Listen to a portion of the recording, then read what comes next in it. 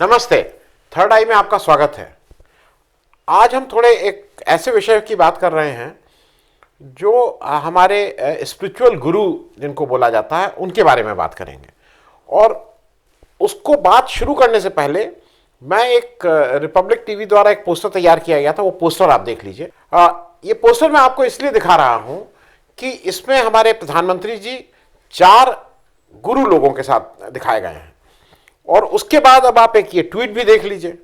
इस ट्वीट में हमारे प्रधानमंत्री जी 2019 इलेक्शन के समय इन लोगों से कह रहे थे कि आप भी लोगों से कहिए कि भाई वोट दें, क्योंकि ये सब डेमोक्रेसी में ये सब जरूरी है और डेमोक्रेटिक प्रोसेस में इन लोगों को भाग लेना चाहिए जिससे देश मजबूत हो।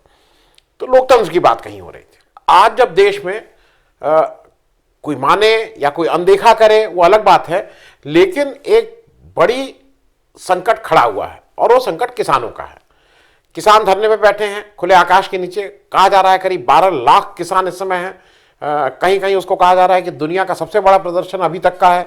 इस तरह की बातें हो रही हैं जो एक स्थान पे वो हो रहा है। और इन 4 महापुरुषों ने, जो ये हमारे गुरु हैं, देखिए ये जो गुरु लोग हैं ये अपने को एक तरफ धर्म गुरु की भी बात करते हैं, क्योंकि ये हिंदू धर्म की मूल रूप से बात करते हैं, लेकिन ये टेक्निकली धर्म गुरु से ज्यादा ये आपके स्पिरिचुअल गुरु बोलते हैं। और फिर क्या होता है, मेरे समझ में, जैसे मैं समझता हूं, ये गाइड के तौर पे आपके जीवन में वो करते हैं। गाइड मान लीजिए, फिलोसोफर मान लीजिए, कोई आपकी राह समझ दिखाने वाला, उस तरह के गुरु की श्रेणी में आते हैं। ये कोई चलने वाला वो नहीं कि मंत्र पढ़ लीजिए कर लीजिए, ये आपको भगवान से मिलाने की बात करते हैं, इस तरह की बातें करते हैं। अब इसमें 4 गुरु जी हैं और मुझे बहुत अजीब सी चीज लग रही है कि इसमें चारों में से देश में एक इतना बड़ा संकट खड़ा है और ये लोग अपने मुंह पे ताला लगाए हुए हैं। कुछ कुछ किसी ने कहा है, वो भी मैं आपको सुना दूंगा, लेकिन क्या हो रहा है ये एक अजीब सी स्थिति है। मैं इसमें जो गुरु उम्र के हिसाब से ले रहा हूं, क्योंकि कौन बड़ा कौन छोटा नहीं। जो सबसे कम उम्र के हैं सबसे पहले उनको, फिर उसके बाद 1965 में पैदा हुए रामदेव महाराज, ये सबसे यंग गुरु हैं, जिनको अब योग गुरु की जगह कुछ लोग कहते हैं कि ये कारोबारी ज्यादा हो गए हैं। ये हरियाणा में इनकी पैदाइश हुई और अब ये हरिद्वार इनका कार्य क्षेत्र है। एक चीज कॉमन देखिएगा, क्योंकि मैं 2-3 चीजें बताऊंगा। ये अकेले इस 4 की टीम में अकेले हैं जो उत्तर भारत के हैं, और ये अकेले हैं जो हिंदी में अपनी बात करते हैं। बाकी सब दक्षिण भारत के और अंग्रेजी वाले गुरु हैं।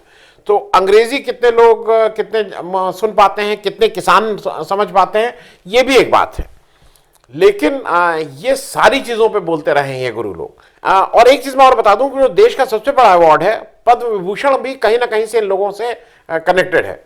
2015 में स्वामी रामदेव को पद्म विभूषण देने की पेशकश हुई थी और उन्होंने मना किया था। और उस समय ऐसी चर्चा थी कि उस समय कहीं ये बात हो रही थी कि ये देश के राष्ट्रपति के लिए सोच रहे हैं। इनका जो कारोबार करते हैं वो पतंजलि वाला एक कॉर्पोरेट हो गया है। पतंजलि योगपीठ भी है, लेकिन पतंजलि ब्रांड भी हो गया है। उसी में आटा, चावल, दाल सब कुछ बिकता है, बिस्किट। और इन्होंने एक पॉलिटिकल पार्टी भी बनाई थी, भारत स्वाभिमान पार्टी। और उसमें उसके जो कर्ता धर्ता इन्होंने किया था, उसको राजीव दीक्षित नाम के एक व्यक्ति को किया था। अद्भुत व्यक्ति, बहुत ही टैलेंटेड, लेकिन उनकी मृत्यु पे भी कुछ लोग सवाल उठाते हैं और वो कुछ उंगली आज भी स्वामी रामदेव के तरफ इशारा करती हैं। वो कंट्रोवर्सी आज भी कायम है। ये जो भी पार्टी आए, सब पार्टी में इनका मामला ठीक रहता है। लेकिन थोड़ा सा इस समय एनडीए के प्रति इनकी संवेदना ज्यादा रहती है। इनके ऊपर एक और कंट्रोवर्सी थी कि एक बार जब ये धरना प्रदर्शन कुछ कर रहे थे रामलीला मैदान में कांग्रेस सरकार के खिलाफ, तो उसके बाद ये सलवार अलवार पहन के ये वहां से मतलब महिलाओं के वेश में वहां से इनको जाना पड़ा था। इनका एक अभी 2 दिसंबर का एक इन्होंने कुछ अपना मुंह खोला है इस बात पे, वो आप सुन लीजिए। ये निर्णय लेने से पहले एक जागरूकता अभियान चलाती या एक व्यापक तौर पर बातचीत हो जाती है तो मुझे लगता है इस तरह की गलतफहमियां नहीं हो पाती। और अभी भी यदि गलतफहमियां हुई हैं तो उसको दूर कर लिया जाएगा, मैं आश्वस्त हूं। हाँ, इसमें कुछ लोग जरूर जो है वो किसानों के हितैषी बनकर के और एक गतिरोध तो खड़ा कर ही दिए हैं। ये देश इतना बड़ा है, अब इसमें कोई भी आदमी अफवाहें तो फैला ही सकता है। तो ये विशुद्ध रूप से एक राजनीतिक अफवाह तंत्र काफ़ी हावी है।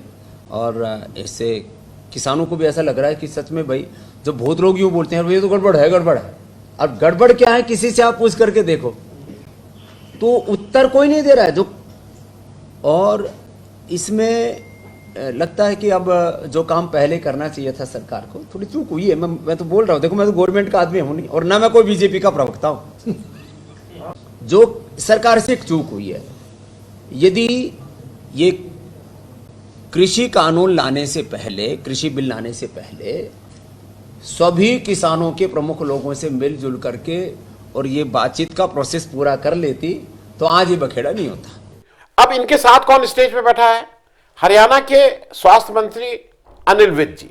अब अनिल विज जी की क्या उनकी रेपुटेशन है ये आपको पता ही है, कितने घनघोर भाजपा के मंत्री हैं। और ये क्या बोल रहे हैं? ये एक तरफ ये कह रहे हैं कि ये लोग जो है अफवाह में आ गए हैं और इस तरह की बात कर रहे हैं, खुल के ये भी बात नहीं कर रहे हैं।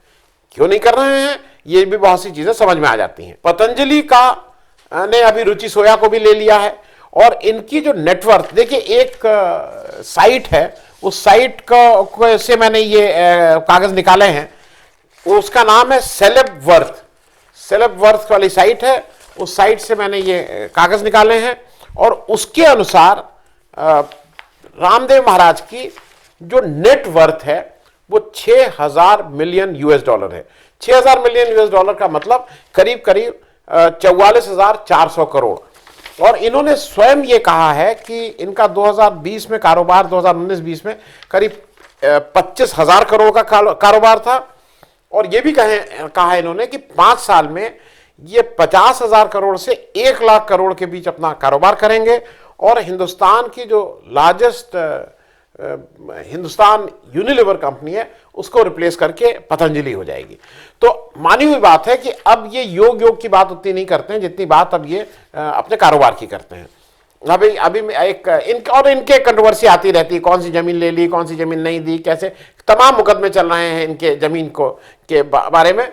वो सारी चीजें के बाद भी हाँ, और एक चीज और बता दूं, इनके जो साथी सहपाठी रहे हैं बालकृष्ण महाराज जी, वो तो पतंजलि चलाते हैं, लेकिन इनके पिता पतंजलि के ऑर्गेनाइजेशन को ओवरऑल देखते हैं और इनके भाई जो राम भरत जी हैं वो पतंजलि का जो वित्त विभाग है उसको संभालते हैं। मैं ये इस रेफरेंस से आपसे कह रहा हूं कि ये सब लोग योग अपने को गुरु कहते हैं, ये सब लोग कहते हैं कि घर वालों के से बात नहीं होनी चाहिए, ये सब लोग अटैक करते हैं सारे नेताओं के ऊपर कि वो वंशवाद चलाते हैं नेताओं के, और कि वो वंशवाद चलते हैं, ये परिवारवाद है, लेकिन अपनी जब बात होती है तो ये होता है। दूसरे बाबा हैं जग्गी वासुदेवन जी। जग्गी वासुदेवन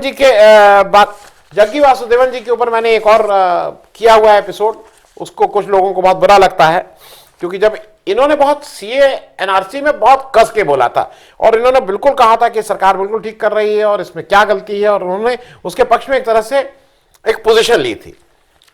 उस समय मैंने जब ये किया था एपिसोड तो मैंने कहा था कि भाई ये मतलब ये बाबाओं का काम नहीं है ये काम करना। खैर, ये 1957 बॉर्न है, इनको भी पद्म विभूषण 2017 में मिल गया था। ये सब लोगों को, ये नई सरकार जब इंडिया की आई है तो बाबा जी लोगों को पद्म विभूषण देने की परंपरा चली है। ये जो चलाते हैं वो इनर इंजीनियरिंग नाम की वो पद्धति से आपकी शुद्धि करते हैं और ईशा फाउंडेशन के नाम से इनका जो इंस्टीट्यूशन या कॉर्पोरेट है वो ईशा वो है। इन्होंने शादी विजय कुमारी जी से की थी, उसमें भी कंट्रोवर्सी उनकी जब मृत्यु हुई थी तो उनके विजय, इनके जो ससुर थे वो उसको हत्या बोलते थे, ये उसको महासमाधि कह रहे थे कि उन्होंने महासमाधि ले लिया। वो केस, वो एक कंट्रोवर्सी थी। इनकी बेटी राधे हैं और ये आंध्र प्रदेश में इनकी पैदाइश हुई, लेकिन अब ये तमिलनाडु के कोयम्बटूर में अपना कारोबार करते हैं। ये भी अंग्रेजी में ही अपना प्रवचन देते हैं, अंग्रेजी वाले बाबा हैं। मुख्य रूप से ये ट्री प्लांटेशन और वाटर बॉडी के बारे में इन्होंने अभी बहुत काम करना शुरू किया है, कहते हैं इस तरह की बातें। 2017 में रैली फॉर रिवर करके इन्होंने एक 30 दिन की यात्रा की थी और 9,300 किलोमीटर चले थे। वो मैं एक फोटो दिखा दे रहा हूं, मैं भी उनसे मिला था उस समय, लखनऊ आए थे। ये मर्सिडीज में बैठ के इन्होंने ये 9,300 किलोमीटर की यात्रा मर्सिडीज गाड़ी में बैठ के की थी। नदियां बचाने के लिए। ये एक बड़ा काम ये करते हैं कि प्रत्येक वर्ष ये माउंट कैलाश और कहां कहां लोगों को ले जाते हैं। और अगर जैसे आप पार्टिसिपेट करना चाहिए तो करीब कैलाश पर्वत जाने की 4-5 लाख रुपया फीस होती है। बना काशी में ये एक कुछ कार्यक्रम करते हैं 2-2, 3-3 दिन का। उसमें भी आगे बैठने वालों को शायद 40-50 हज़ार रुपए, पीछे बैठने वालों को 20 हज़ार रुपए, कुछ इस तरह का वो भी कारोबार होता है। ये ऑनलाइन सामान भी बेचते हैं। इनकी ईशा फाउंडेशन जो है वो ऑनलाइन सामान भी बेचती है। और इनकी नेटवर्थ इस कंपनी के अनुसार, वो भी आपको दिखा रहा हूं, इनकी नेटवर्थ $16 मिलियन US, जो करीब करीब 118 करोड़ रुपया होती है। और नीचे का आप देखें, इंटरेस्टिंग होगा पर डे की इनकी एक्सपेक्टेड इनकम क्या है इत्यादि इत्यादि।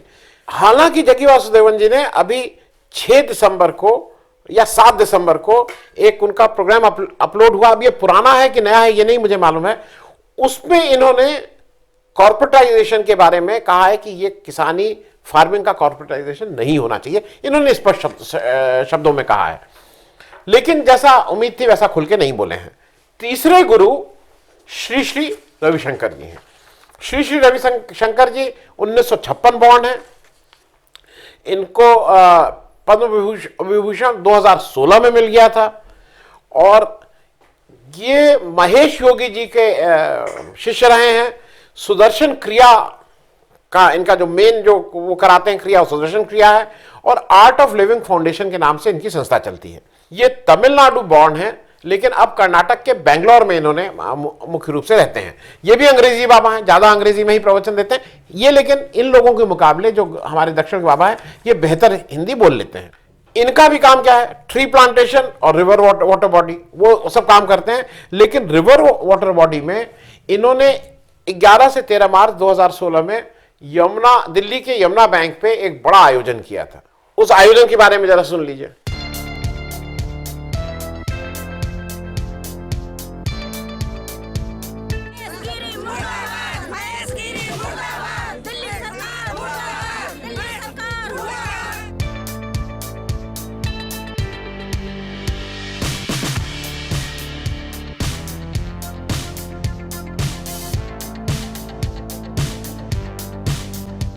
यहाँ पे हमारा खेत के बाद जितने भी खेत हैं सबको प्लेन कर दिया गया है। अब इसी हमारे खेत से यहाँ से ये रास्ता ले रहे हैं, 30 फुट चौड़ा रास्ता लेंगे, जिसमें हमारी ये फसल उगी हुई है और इसका सबका डैमेज हो जाना है, जो सब जुताई में चला जाएगा। और यहीं से ये रास्ता आगे तक पॉन्टून पुल तक बनाएंगे, जिसमें कई खेत आ रहे हैं जिनमें काफ़ी फसलें खड़ी हुई हैं और सबको डिस्ट्रॉय कर दिया जाएगा। उस आयोजन के बाद नेशनल ग्रीन ट्रिब्यूनल ने इनके ऊपर कुछ 3-4-5 करोड़ रुपए का जुर्माना लगाया था, जो ये आज तक, मेरी जो जानकारी है, अभी तक इन्होंने वो पैसा नहीं दिया है। वो हाई कोर्ट के बाद सुप्रीम कोर्ट में मुकदमा लड़ रहे हैं कि वो जुर्माना इनको ना देना पड़े। इनका बीच में जब ये राम जन्मभूमि वाला विवाद चल रहा था, इस निर्णय आने से पहले, तो सुप्रीम कोर्ट ने इनको भी बीच में बनाया था कि भाई ये 2-3 लोग मिलके इसका कोई समाधान निकालें। हालांकि वो बेंगलोर के बाबा राम जन्मभूमि अयोध्या का समाधान कैसे निकालते, ये एक अपने में प्रश्न था, लेकिन ये उसमें भी लगे थे, वो समाधान निकला नहीं। ये भी जो इनकी बहन है भानुमति नरसिम्हन जी, वो डायरेक्टर हैं आर्ट ऑफ लिविंग फाउंडेशन की। और ये मैं फिर इसलिए बता रहा हूं कि ये सब लोग परिवारवाद के ऊपर बहुत भाषण देते हैं। ऑनलाइन सामान ये भी बेचते हैं। इनकी नेटवर्थ 149 मिलियन US है, जो करीब 1102 करोड़ रुपया बनता है मामला। इन्होंने एक शब्द इस किसान आंदोलन के समय एक शब्द नहीं बोला है। और मैं इसलिए कह रहा हूं कि अगर देश का 52% किसान रह रहा है तो मुझे उम्मीद थी कि ये बाबा लोग कुछ ना कुछ जरूर बोलेंगे। अब हम चौथे उसमें आ जाते हैं। उस फोटो में आपको एक चौथे आदमी भी दिख रहे होंगे, जिनको बहुत कम लोग पहचानते हैं। मैं भी बहुत ज्यादा नहीं पहचानता था। उनको बोला जाता है श्री एम। वो अपने को श्री एम बोलते हैं। उनका पुराना नाम, मतलब उनका वैसा नाम है मुमताज अली खान। सुन के आपको ताज्जुब होगा। मुस्लिम है बाय बर्थ, लेकिन एक बाबा जी, बाबा महाअवतार हुए हैं, जिनको मैं जिस स्पिरिचुअल उसकी परंपरा को जानता हूं या करने की कोशिश करता हूं, रांची स्कूल ऑफ योग वाला, वो भी उसी महाअवतार जी को मानते हैं। और ये भी उन्हीं के अपने को भक्त कहते हैं। ये आंध्र प्रदेश में इनका आश्रम है, सत्संग के नाम से स्कूल 2 चलाते हैं। इनको पद्म विभूषण 2020 में मिला है। केरल में हालांकि इनकी पैदाइश केरल में हुई थी, और जब ये इस तरह के उसको ढूंढ रहे थे, स्पिरिचुअल इनकी जो जर्नी थी, उसमें ये नीम करौरी बाबा, जब जे कृष्णमूर्ति, इन सब जगह गए थे, और ये रामकृष्ण मिशन में भी रहे थे। अब ये पूरी तरह से जो हिंदुज्म फिलॉसफी ऑफ स्पिरिचुअलिज्म, अध्यात्म है, उस पर बात करते हैं। हालांकि इन्होंने हिंदू महिला सुनंदा सनाडी से विवाह किया, जो अब सुनंदा अली बोली जाती हैं, और उससे इनके 2 लड़के भी हैं। इनके बारे में एक चीज यही कि एक तो ये इन सब लोगों के में से सबसे अपरेंटली ये सबसे गरीब बाबा हैं इन चारों के मुकाबले। 2015 में इन्होंने कन्याकुमारी से कश्मीर श्रीनगर तक की एक पैदल यात्रा की थी। ये मर्सिडीज में नहीं गए थे, और ये 7,500 किलोमीटर का डिस्टेंस ये 12 जनवरी 2015 में चलना शुरू किए थे। 29 अप्रैल 2016 में ये वहां पहुंचे थे। 1 साल, मतलब करीब 15 महीने इनको लगे थे वहां तक पहुंचने में, और पैदल गए थे। तो मानी हुई बात है कि इसको मैं ये मानता हूं कि कम से कम इन्होंने पैदल चल के लोगों तक ज्यादा पहुंचने की कोशिश की थी।